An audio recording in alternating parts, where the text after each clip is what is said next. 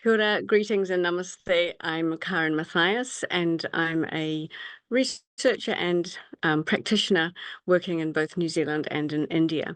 And I'm talking to you from a very cold and wintry night in New Zealand. And I guess a few people wouldn't mind some of the cold we've got here. I'm going to be presenting an overview on the study and how we work together, how we develop the study, and share a few of the results around the context, because one of the core approaches that we've been thinking about is how different places mean mental health systems, and mental health care is really different. I just want to acknowledge all the authors here, and also the people who aren't listed as authors but who are part of our project of gathering information. And so starting off back long ago in the early 2000s, when global mental health really started to be a thing, we know that the focus was really around what people need and the obstacles that they face in meeting those needs. And so it was really a focus on what wasn't there, what isn't there. And it included, lack of access to care, lack of medicines, lack of respectful treatment, the absence of doctors and psychologists and psychiatrists. And so the solutions were largely quite additive. We've got to bring in stuff.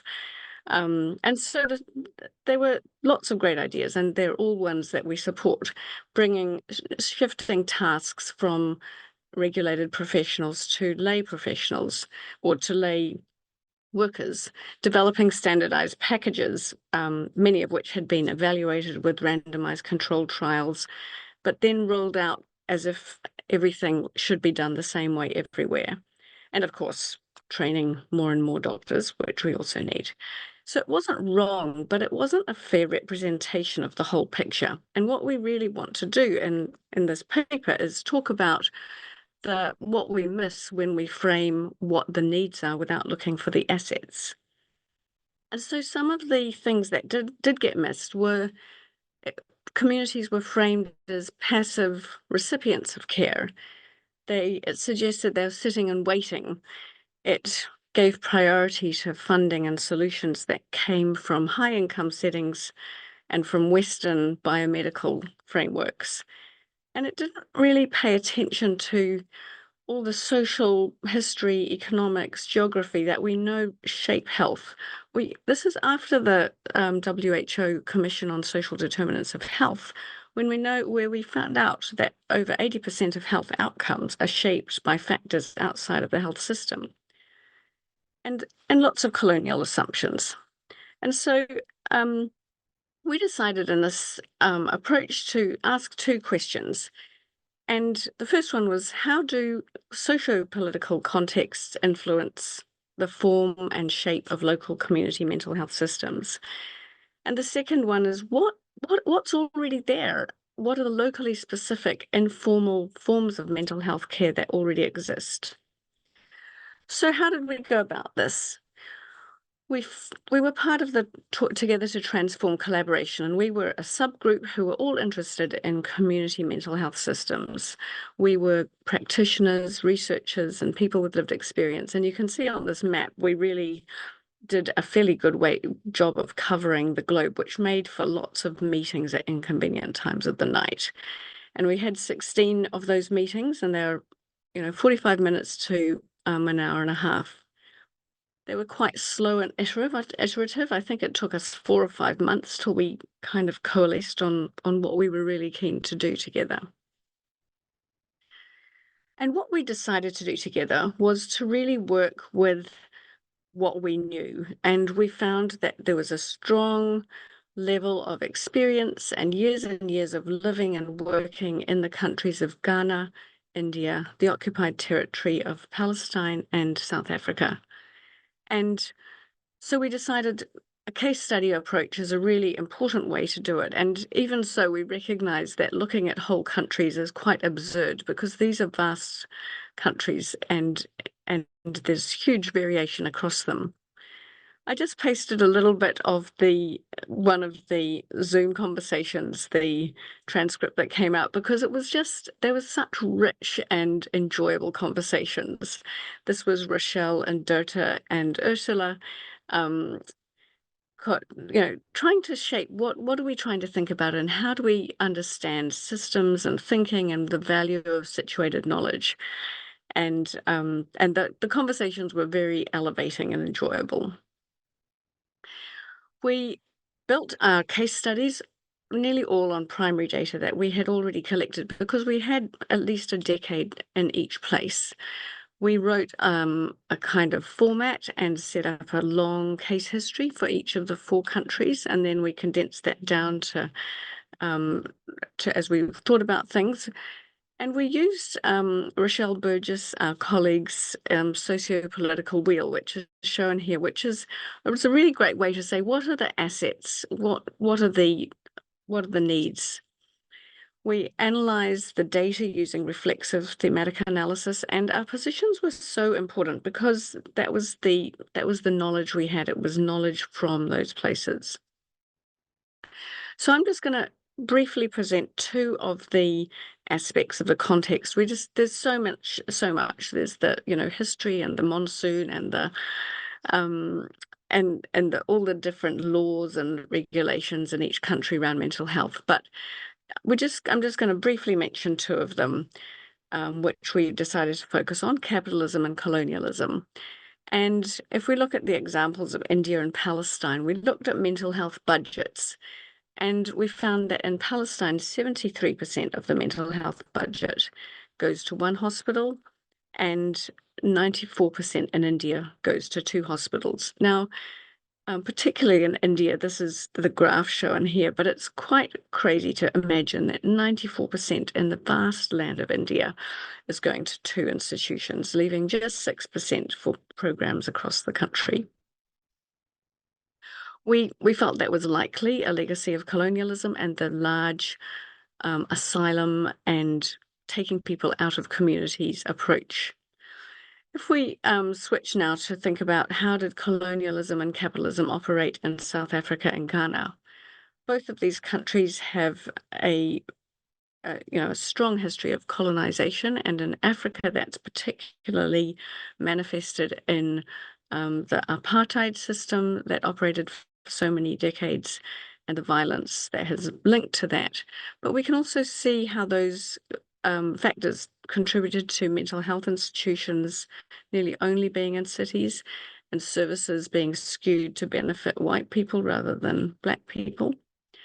And in Ghana, we could really see the impact of capitalism in the structural adjustment programs, the need for International Monetary Fund bailouts because of rising inflation, and the whole economic system of neo-capitalism, which led to uninvestment in healthcare and an inability to meet costs in the public sector. And in Ghana as well, 3 psychiatric hospitals take nearly all of the mental health budget. So we identified 4, we then moved to think about assets, and we identified 4 key themes where there are strong assets to protect people with mental health problems. We looked at what are the assets we can see in families and within homes. We looked at communities and informal social support. We found a lot of assets around the area of faith-based care and traditional healers. And then we also looked at non-profit and civil society organizations, and also noted that they're not always community-based. They're often commandeered and become part of the machinery of the larger biomedical project, but we problematize that in a paper which you really should read. So I'm going to hand over now to Ken, who is going to particularly focus on a couple of these assets, and really in particular look in what does it look like, and what are the types of assets, and how are they seen in communities. So thank you very much, and I'm handing over to Ken now.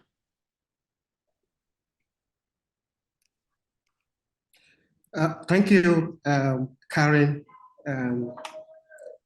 Happy to be here to talk to you about this very important subject of what are the common assets in the community that will support mental health care in what we call the informal sector.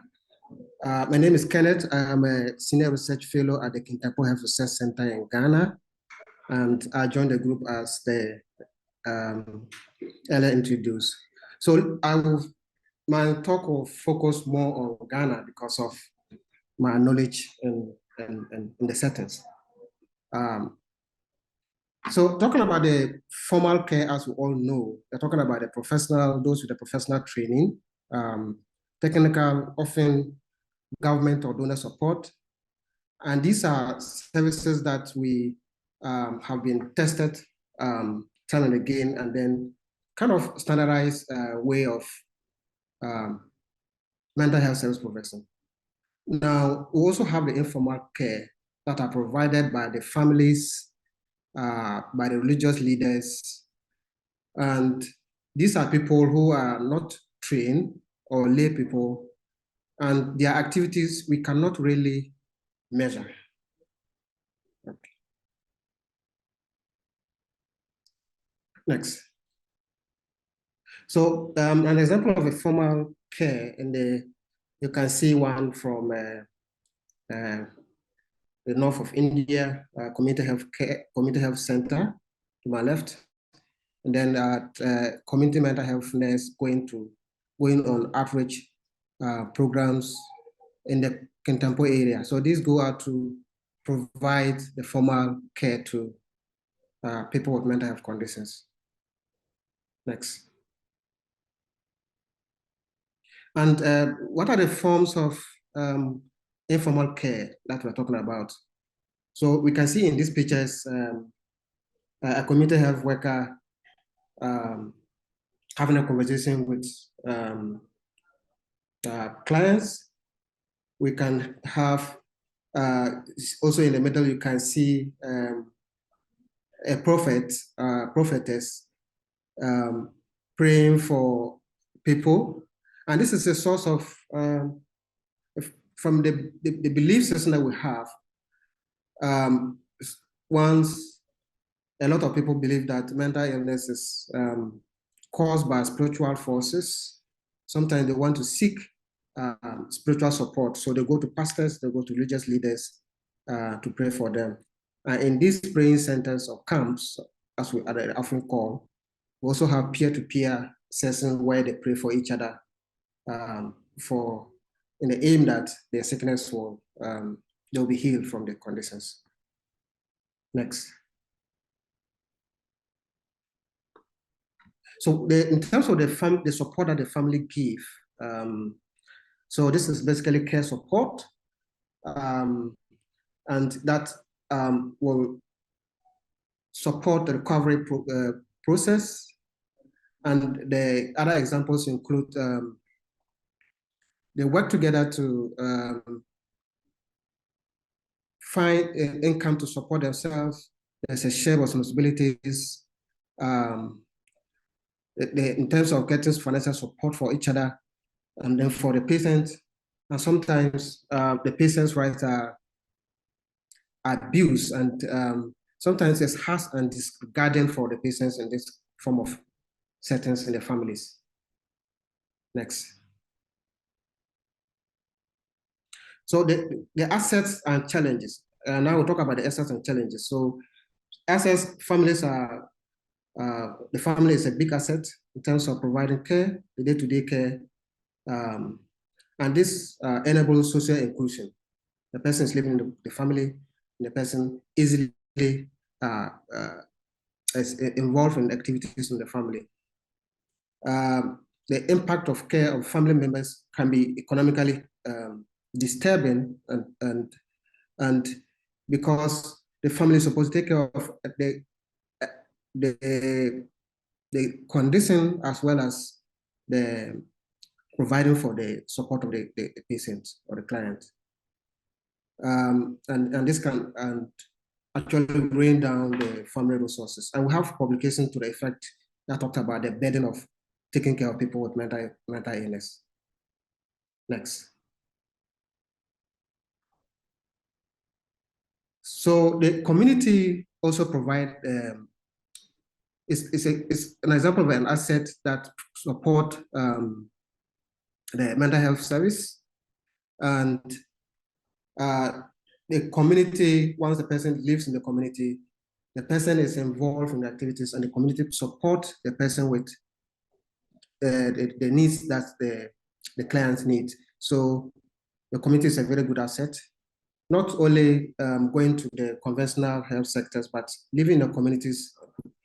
And in our traditions, I'm talking now about Ghana, where traditionally, once you are from the community, you belong to everyone. So the community provides that close support to patients that live there. Now, the faith communities also provide that space for socialization, and that also promote healing for the patients. The challenges there include the hierarchical and inequalities that exist because of the cultural ways that we perceive this illness. If somebody thinks that you are the cause of your problem, as some of our people think, the belief systems, that maybe somebody has done something to you, or you have done something, or your great grandparents have done something, that's why the sickness has visited you. They will view that as you causing the problem, and so you should deal with it. And that brings about stigma, judgmental issues, and discrimination. Next. So there's also a potential for mutual support among people that live with experience of mental health conditions. The peer advocacy and support often does not include the disadvantaged and older people, and can be concentrated in only urban centers. Next. Now I focus on the system in Ghana, informal system in Ghana. And basically we have the traditional healers that basically use herbs, and that also include sacrifices to appease the gods.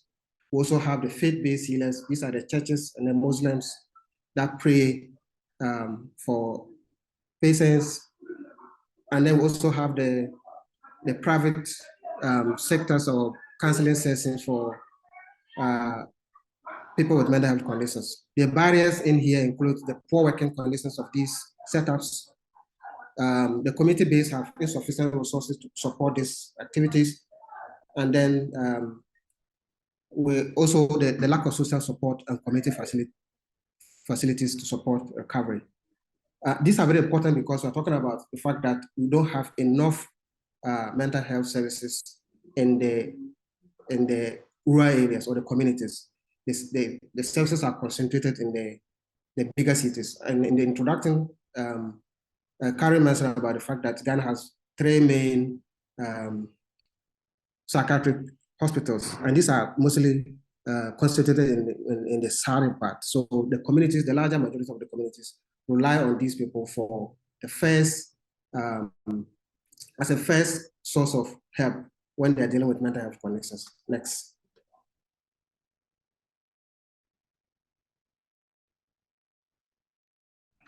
Next. So we also have the NGOs or the not-for-profit providers that are supporting the services. And so traditional and faith-based healers provide support for mental health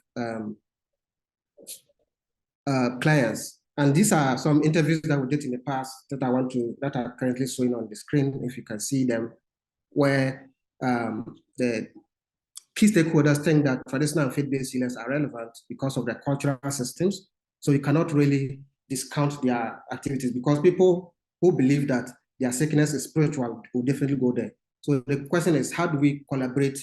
How does the conventional service providers collaborate with traditional and faith-based healers? And when I say traditional and faith-based healers, I meant both those use traditional herbs and those who use the praying system. So how do we collaborate with them to work and support people with mental illness? Next. And we have a very good example, a model that we we actually worked with, and this is a brain center in one of the regions where the mental health authority has actually collaborated to build a facility. And if you can see the arrow with the red, that's a facility that was built by the mental health authority to support people who go to these brain centers. And the good thing about this brain center is that they refer people who actually need physical conditions to the health facilities. And then when they are recovered and they still want to continue with their spiritual healing, they go back to these brain centers, but they were lacking facilities. And then the mental health authority come in to support with providing the facility for them. And yeah, so we can actually work collaboratively with these centers and then support, because they are key stakeholder in terms of providing mental health in the community setups. Thank you. I'll pause here for.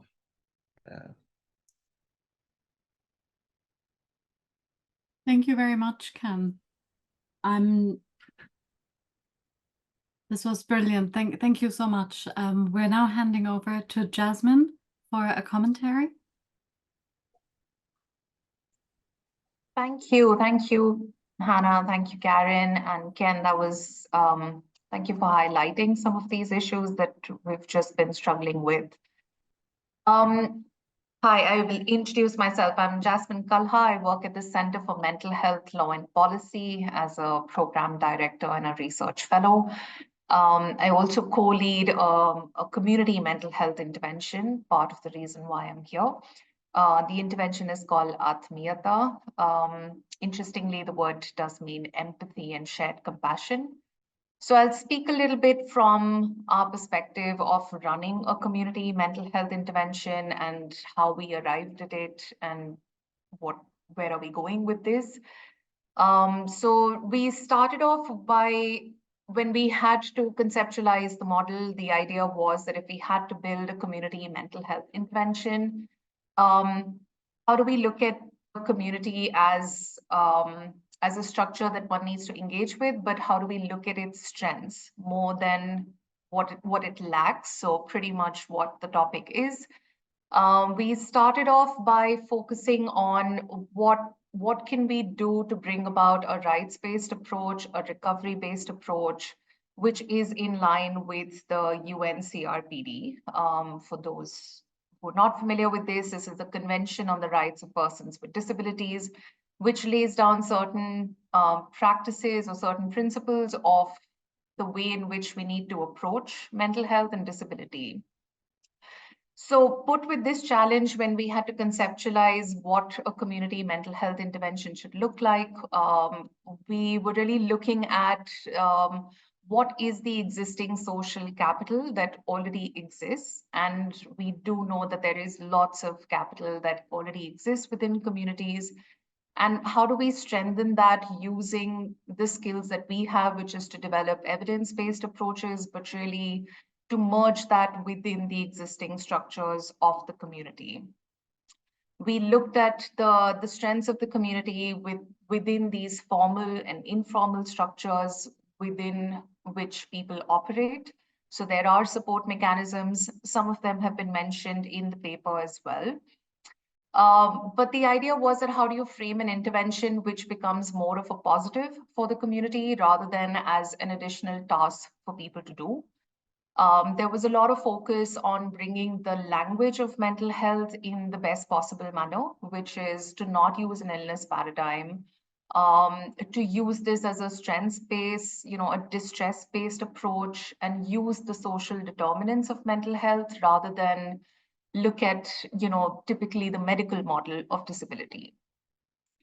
How we arrived at this was to co-design the intervention with our community members, find the language, literally every word was worked around with the community members to identify what is it that they're using and how do we fit our intervention within this community structure. And eventually the idea was that how do we identify and build skills for people who are anyway reaching out to their community members, who are anyway problem solving for their communities, to give them the right tools and resources which have the evidence to back it up. So the model essentially is, again, in a technical way, we are training lay health workers. It is taking on from the task shifting, but the challenge was to not just apply it without understanding the community structure, without really getting into the, without really ethnographically mapping what these communities look like. So the way we wanted to build this intervention was to not just do mental health, but also social care. I think there are limited ways in which we're doing that, but the idea of linking the fact that your socioeconomic conditions are intrinsically linked to your mental health conditions are just thoughts that, that kept us going for looking at these rights-based models. Currently, we're in a situation where we cover about, say, 3.5 million adult population across 5 states, 7 districts in India. We have about 2,000 community volunteers who are addressing their own mental health and social care needs. And I only say these numbers to just say that this would not be possible without the consent of the communities, because that is an intrinsic part of how we work with them and how we collaborate with the communities, is to first check for their willingness to engage with us, and to take consent really means their right to say no and to respect that no when it comes to us. And we've had to do a lot of work to figure out how is it that you build collaboration with communities, to find the right tools and resources to engage with them, to have conversations around mental health which are not framed within this medical model. So some of the challenges that I will touch upon, because I have been saying a medical model, is pretty much, I think, part of the problem that we are faced with is traditionally a lot of the interventions have been based on a medical model of disability, which means that the individual with disability is to be blamed. And the social model of disability is one that we are hoping to propagate and build upon, which says that the environments are disabling rather than individuals that are disabled. So we're hoping to build interventions that can reduce these environmental barriers that can be disabling to people. The other challenge, of course, of doing community-based work is to work within the structures, much like the presentation just touched upon, is to work within these structures that are determinants of mental health. So you're working in a patriarchal environment, which is leading to violence, which is disproportionately impacting women. You're working within a casteist paradigm, at least in our country, where you're looking at a discriminatory approach towards certain groups of people, which have a very clear impact on their mental health. So I think often the question is, what can then a mental health intervention do when you're working within these bigger, broader structures, which are technically quite disabling and not pro-mental health, really? And I think that the answers then, of course, then lie within these strengths-based approaches towards the community. The other problem, I think the other challenge that we have for this topic that we're talking about is also where the funding comes from. And I think it just needs to be said that who is deciding how a community gets framed, who allocates resources, who receives these resources to run these interventions are often members sometimes who are not even from that country context, and clearly sometimes not from these community contexts. So there is an unequal power relations that one just needs to be open about and talk about and reflect upon. And while we might not be able to reduce that unequal power relation completely, there are certain pathways that can be taken to reduce the gap. Part of it is, one of this is the framing of the problem in itself can be more strengths-based.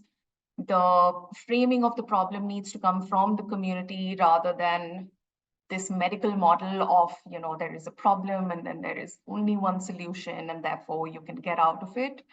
but really to unpack some of these problems for the social model of disability, which then interacts with so many more social structures and so many more unequal power relationships within the community itself, which are harder and which are more complicated to kind of address with just one intervention or with just a few interventions. I think these are bigger questions that are placed in front of us.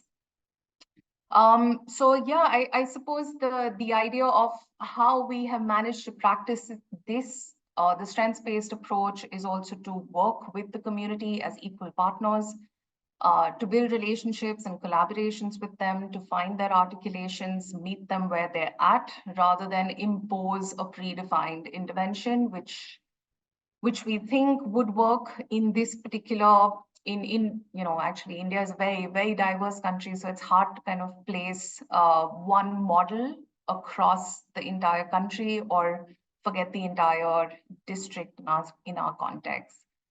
And of course, I think there are challenges with just these grant fundings. The way they come, they're not ideally designed to fully appreciate the context, the communities, to actually place the communities at the center of the intervention. So there are challenging structures with just even how grant cycles are structured.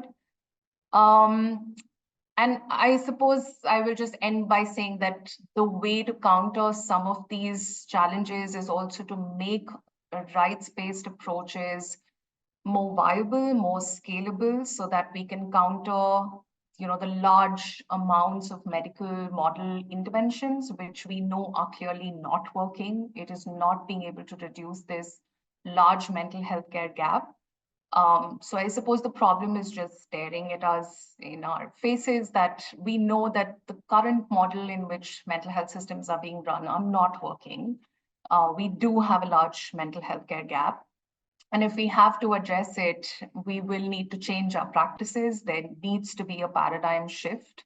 So yeah, I suppose it is to invert that pyramid of power and control as well. So with that, I will pause and hand it back. Thank you so much for a really brilliant intervention, Jasmine. I'm now going to hand over to Charlotte for another commentary. Hi, everybody. So I'm Charlotte Hanlon. I'm a professor of global mental health based at the University of Edinburgh. And I'm a psychiatrist by training, and I've really been brought up within global mental health. So really, my projects have right from the beginning been involved in that sort of early part of global mental health that has been alluded to. And I've lived and worked for 17 years in Ethiopia. So that's the kind of context that I can bring to my reflections. I would first of all just like to start by congratulating the Together to Transform team. I think this is a really wonderful piece of work. A key part of your contribution is about the how of how you've done this work, as well as the what. And I'll come back to the how, but first of all, just pick up on some of the aspects of the what.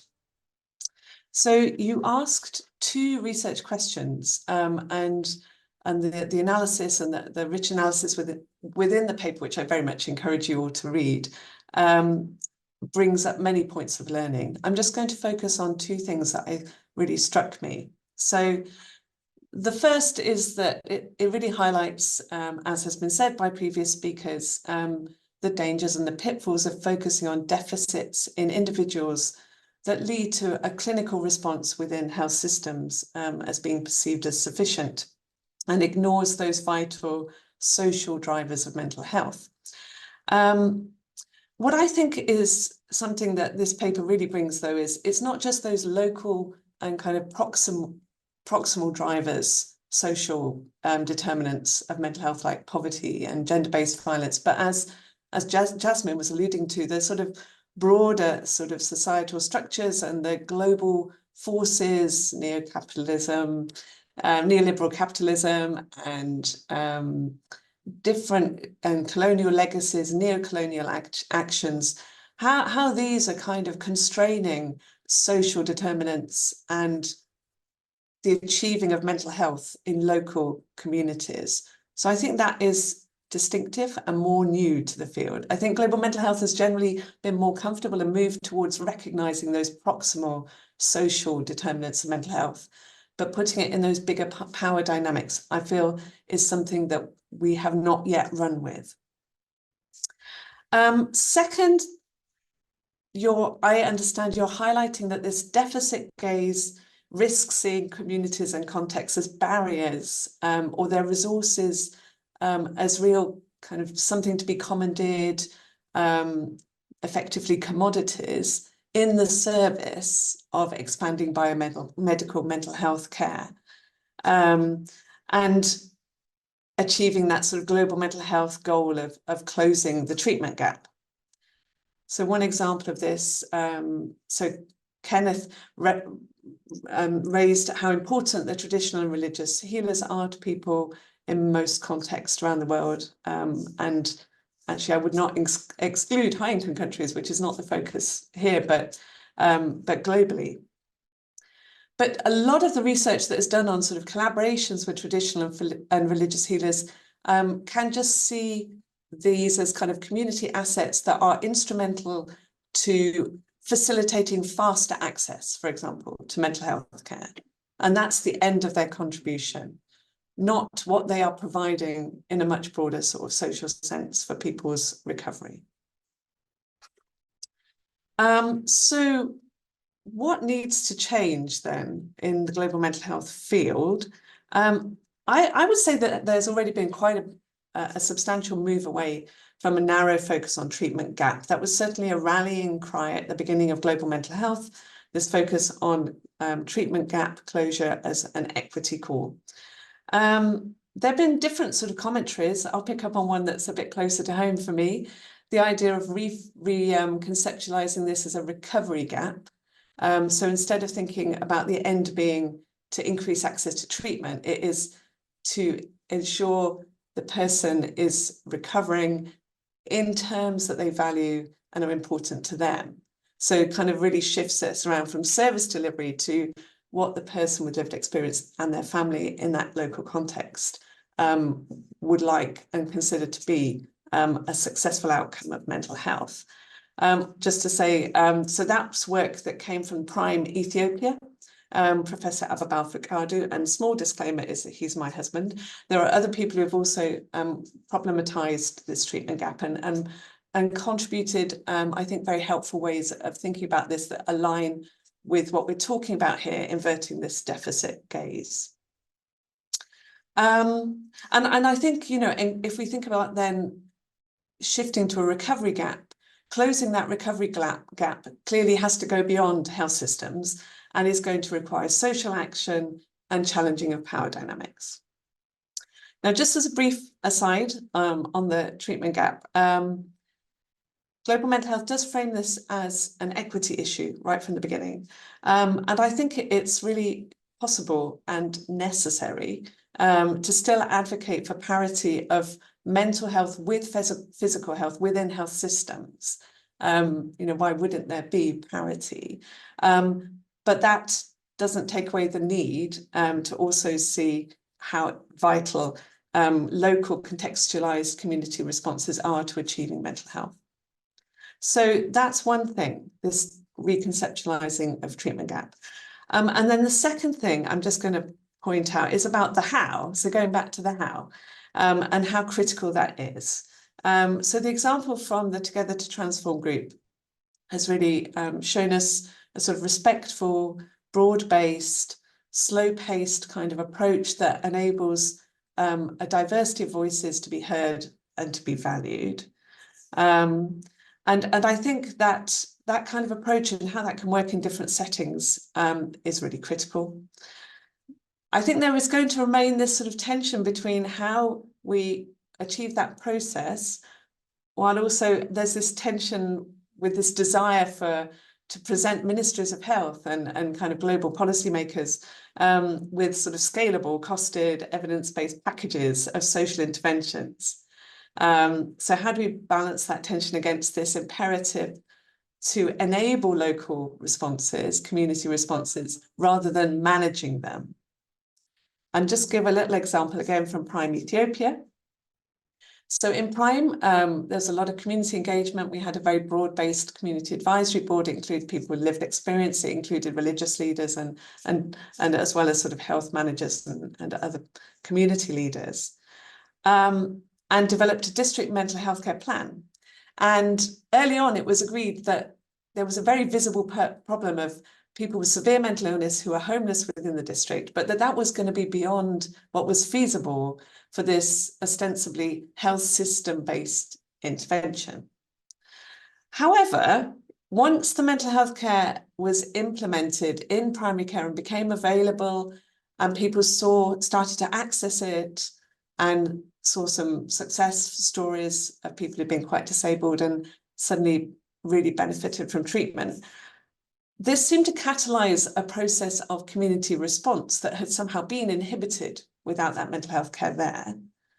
And so the community started to respond to this complex, and you could call it a wicked problem, of how to respond to people who are homeless with severe mental illness. And so one community health worker took a woman with severe mental illness into her home and supported her through her recovery. Another community member rented out a house for a person, and community members made a lot of efforts to help people to kind of contact. Some people had travelled very far while they're unwell and becoming homeless in this district, and were able to reintegrate them. So these were not things that could have been anticipated by the project or could be managed or formalised, but were sort of unleashed. And in a really kind of positive cycle of interactions between the biomedical and the community. And I think it was that community engagement and the way the community engagement that was the kind of enabler. If we're thinking about what's enabling rather than managing community response, I think that's how that was able to happen. As well as a sort of shift in the way that global mental health might be working, I think funders are also, there are some funders that are starting to fund some of this work and kind of put this kind of very embedded community work and participatory action research that is about unpredictable kind of outcomes. There are some funders, for example, NIHR in the UK, who are starting to do that. And I think that opens up some opportunities. And lastly, I just had a couple of thoughts about exciting possibilities. So this focus of this paper was on community mental health systems, so responding to the kind of care that people with mental health conditions require. But I think it seems really apparent that there would be many riches of communities that would be highly relevant to thinking about promotion and prevention of mental health.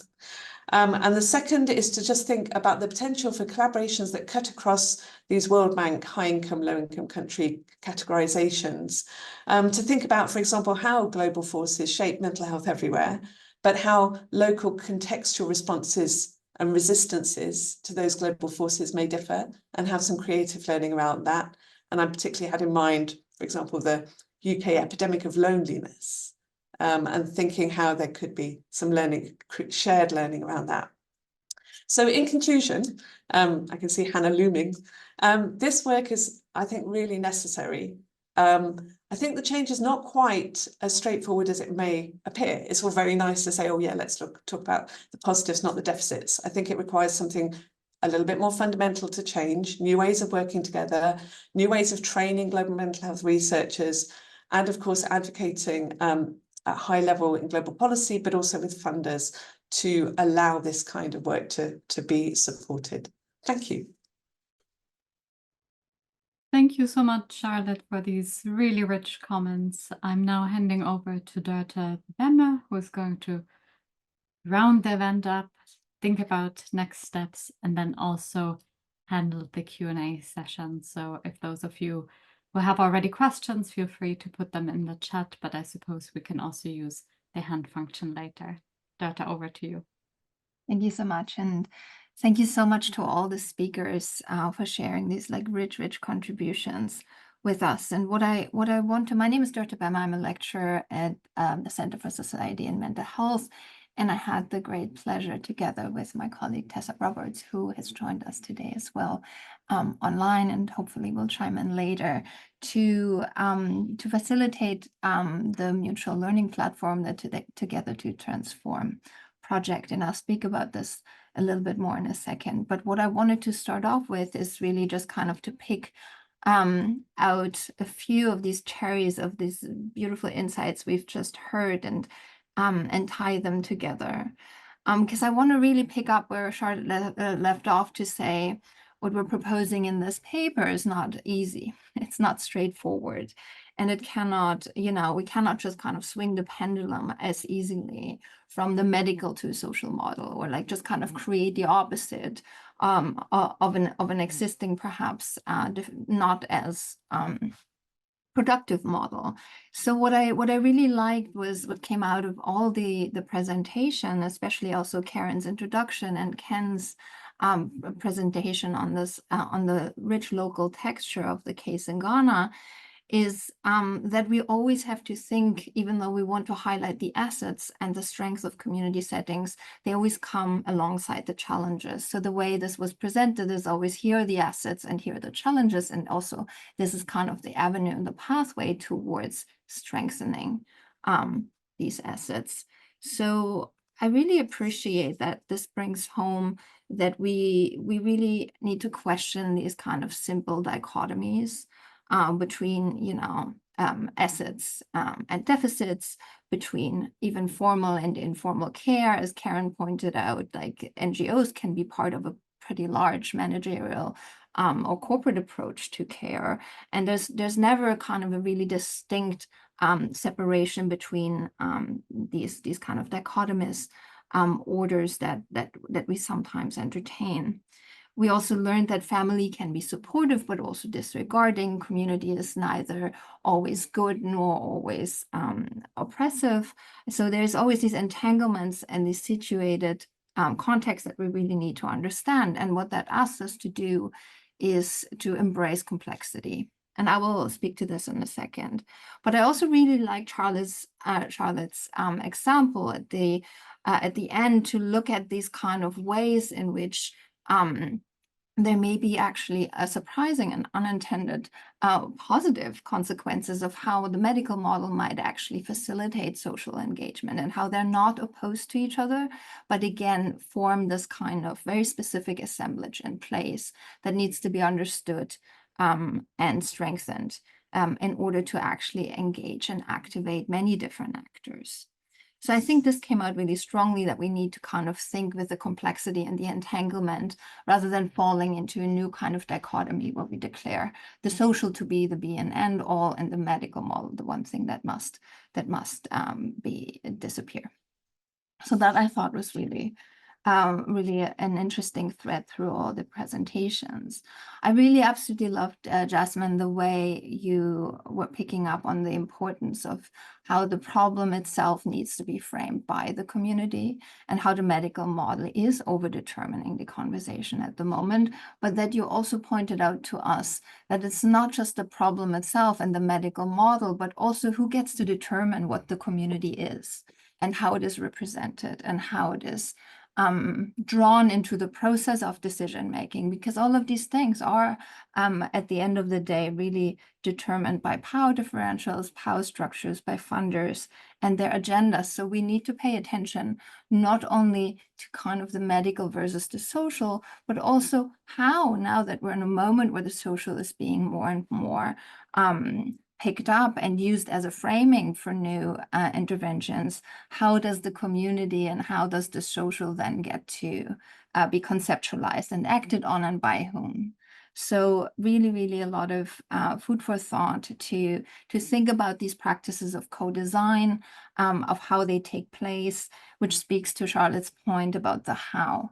And this is something in the mutual learning platform we have tried to give a certain shape to. And again, I'll speak to that in a second. And lastly, thank you very much, Charlotte, for pointing us to the kind of originality of our contribution as pushing, not even just like promoting the social model or the social determinants, but pushing that model a bit further as well. And I like your formulation to think about how actually how the bigger factors like colonialism, capitalism, and so on and so forth constrain the social determinants, and how we must actually grow the courage to expand our gaze and look at these kind of divergences and similarities at a broader scale, and ask the folks who are promoting the social determinants to get a little braver and perhaps engage outside of the health systems with the political processes. I agree, absolutely. I'll speak to that in a second, that there is a move away from the treatment gap, and that new formulations of different kinds of gaps have been emerging alongside this earlier formulation. And again, that there's sort of the equity issue that is baked into all of this, that does not need to, I think your presentation really highlighted that we don't need to replace one conversation with another. We just have to really pay attention to how they interact and how they can perhaps ideally amplify each other in the way you described it. So I want to now share a few slides. How much time do I have left? 3 minutes. Okay, I will try to highlight a few of the key points that I wanted to share, sort of from our perspective. Apologies that I have to rush through this backwards. Should have been on the starting slide. So yeah, I wanted to start off by saying, you know, there have been meta reviews done by now that have sort of documented the persisting problems, and that the absences of priorities of global mental health over the past 10 years were in so many ways somewhat skewed to certain conditions, but also places, as well as the absences of this kind of rich contextual knowledge that we're talking about today, that we want to see elevated to become recognized as strengths and assets. But there has also been quite a reflexive turn within global mental health, and the setup of global mental health as a knowledge infrastructure has also become to question itself, including their own languages. So here, this is an editorial from 2022 in the Lancet Psychiatry, which pronounced the end and the beginning of global mental health by sort of admitting that without sufficient forethought, global mental health may become a globalized iteration of psychiatry's potential to reinforce existing power structures and hierarchy, to sort of recognize that they're part of the problem. But to also then really recognize that that expertise comes from individuals and communities in specific social, cultural, and economic environments, rather than the world being a blank slate on which supposedly value-neutral technocratic solutions can be imposed. And this formulation, the world being a blank slate, I think gestures towards the treatment gap, and how that term was received by many to say, well, it kind of seems to suggest as if there's nothing there. So here's this recognition that this was perhaps a framing that was not that helpful, or helpful in some areas, but not in others. And then the other development they recognize is sort of a model of the world that goes beyond the simple and implicitly hierarchical classification of countries by income. So the whole notion of low and middle income countries as also structuring hierarchies and power dynamics. So this model looks instead for mutual learning between communities at a more complex level. So in this call is what my colleague Tessa and I sort of picked up to say, how can we facilitate mutual learning? And is that something that actually requires a bit of a process or thinking through how mutuality and mutual learning can actually be achieved? And what we asked our collaborators at the time, really blue sky thinking, very open, before we started this process, was really just how should global mental health change? And I wanted to sort of just share with you these kind of headlines that came out of this consultation process. And it really spoke to the need for mutual learning and the bridging of the gap between academic community discourses, the embrace of complexity, the complexity of social worlds, and the importance of political and economic context, and the realities of intervention delivery, not only the idealized models. Questions of power came up, shifting power from the global, or conceived to be the global sphere, to community organizations, and how to reform these neo-colonial relations between those in the quote-unquote global north and south. They also called for a broadening of what is considered evidence and to include more diverse forms of expertise, including experiential and professional knowledges of implementers and clinicians, to change academic culture to be more outward-looking and relevant to beneficiaries of research, and to really better understand what actually matters to people.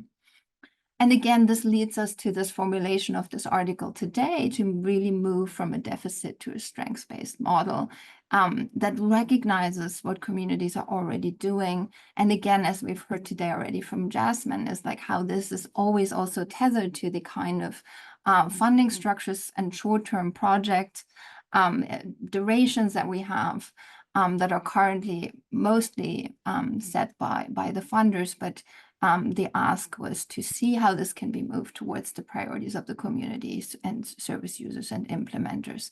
And actually, there has been a commentary coming out of this process that has asked for exactly that. And you will find more of this on our website. And I think the link was shared in the chat.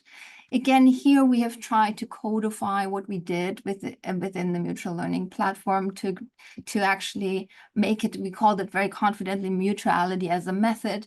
At the same time, the article is all about how many things we need to change systematically and structurally, and how we actually ultimately failed as we're operating within this kind of globally unequal power structure, and our own institutions are very much part of the problem in actually achieving mutuality as an aspiration. Nevertheless, I think we all found a way to articulate this as an aspiration to be taken forward. I also really wanted to echo what Charlotte was already saying, that actually this kind of turn towards the social and the social paradigm has also been picked up at the WHO. The World Mental Health Report from 2022 reads very differently compared to the kind of beginnings of the field. They're taking stock. They're recognizing that the treatment gap could not be closed. This is often attributed to COVID, which caused service disruption and made the treatment gap much worse, which is why they extended the plan for another 10 years. But the report, I think, is quite remarkable because it has really shifted around certain priorities. When you open it, you will find the first chapter is on the difficulties of actually defining mental health, the conceptual problems, how important it is to really recognize all these issues around the medical framing, and how it may not resonate in many communities. All the problems that Jasmine pointed us towards, that the medical model is perhaps itself part of the problem. The report also really highlights lived experience alongside all recommendations, and the epidemiology which we're used to open every of these reports is actually at the end or in the middle of the report now. So the social determinants have taken center stage. Hannah, I see you. I will wrap up in a second.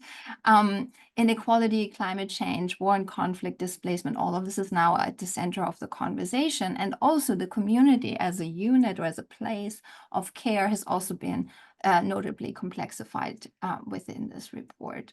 But there are also new concerns to say the broader we define mental health, the harder it becomes to actually hold countries or actors and states accountable to change and to create metrics that make it measurable that there has been change or progress. So here's Richard Horton, who kind of warns that the broader we define mental health problems in terms of poverty and income inequality, social exclusion, the less there will be an accountability framework that the WHO can actually set. So we have to, I invite also conversation around these trade-offs and how we can possibly move forward. Again, here are a few resources on the social paradigm, which really is the direction in which the field has been going over the past years. And I would be really curious to hear your thoughts on this in the Q&A. And I really just want to end on inviting in the spirit of mutual learning, so you don't just hear from us. I really want to hear from all of you. What are your ideas and what are the strengths that you would like to see emphasized in global mental health and why? So with this, I really thank everyone who came today, our fantastic speakers, and I'm opening the floor to our Q&A.